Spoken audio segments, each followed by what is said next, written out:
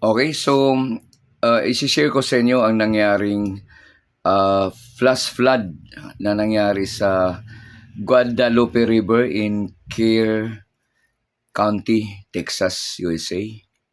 So makikita mo sa isi-share ko sa inyo later on na pagdating sa kalamidad caused by nature, kahit advanced country ka, talagang di maiwasan ang mga ganiyang emergency na nangyayari. So, base sa report, campers missing. So, Texas Guadalupe River flooding turns deadly. Campers missing. So, kailan nangyari ito? Ngayon ay 6. Nangyari ito July 4 sa USA, no? So, lagi niyo nang sinasabi ko na sa panahon ngayon, no place can be considered as safe. The only thing na pwede nating panghawakan na safe ka is laging magdasal. Don't take chance na parang inisip mo na safe ka, because there's no such moment of your life na masabi nating safe. Okay? Laging magdasal na will be protected away from any harm, away from any danger. So it's only through prayers wherein you can panatag ang loob mo na protektahan ka ng guardian angel mo, protektahan ka ng Panginoon through your guardian. Ang flooding na to ay dala ng masamang panahon sa Texas. Ang mga campers nito ay nag-camping sila sa gilid ng so ang tawag noon Camp Mystic, a Christian girls camp at the river's edge. So nasa gilid lang ng river sila nagka-camp, no?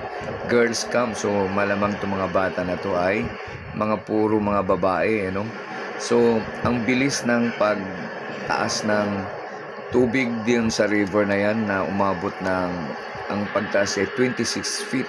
Ang pagtaas na to ay sa less than 2 hours lang, at ito'y nangyari sa madaling araw, or pray doon suminig bago magmadaling araw. So siyempre yung mga bata nito ay tulog pa kasi magmadaling araw pa lang. Okay, hundreds naman ang nasisave, pero ang namamatay ay at least 52 people at 28 adults and 15 children. Okay, so at marami pang missing hanggang sa ngayon, hanggang sa report nitong nung Sabado, no?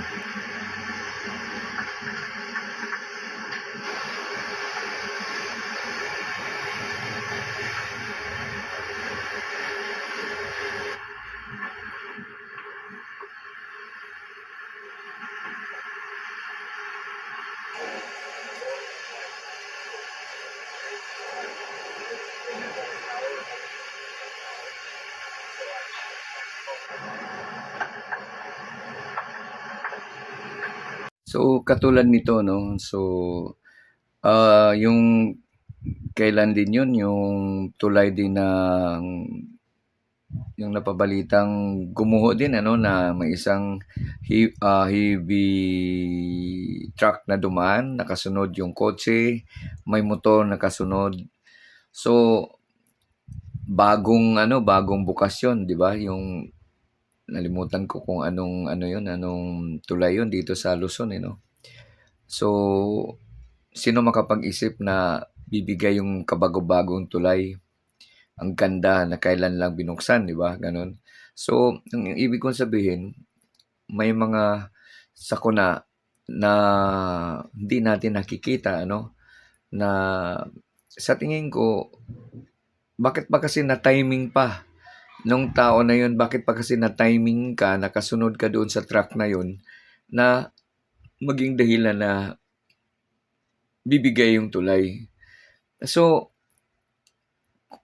kailangan magdasal ka na ilayo ka, kasi yung mga times na yun, bakit hindi na nauna ka sana na bago dumating yung heavy truck na yun? O kaya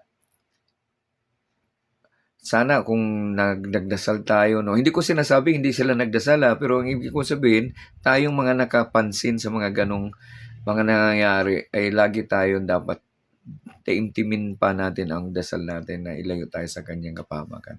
So lagi ko lang sinasabi na kahit sa mga kaibigan ko, sa mga estudyante ko, lagi ko sinasabi na magdasal na kasi hindi natin ang mga danger ngayon ay hindi natin nakikita. Anytime it could happen. So, laging magdasal. Dasal at magdasal. Yun lang ang sana'y ilagi nating itanim sa isip natin. In anything that we do, before doing it, pray that will be away from accident, away from harm, that God will protect us from harm. Yun lang.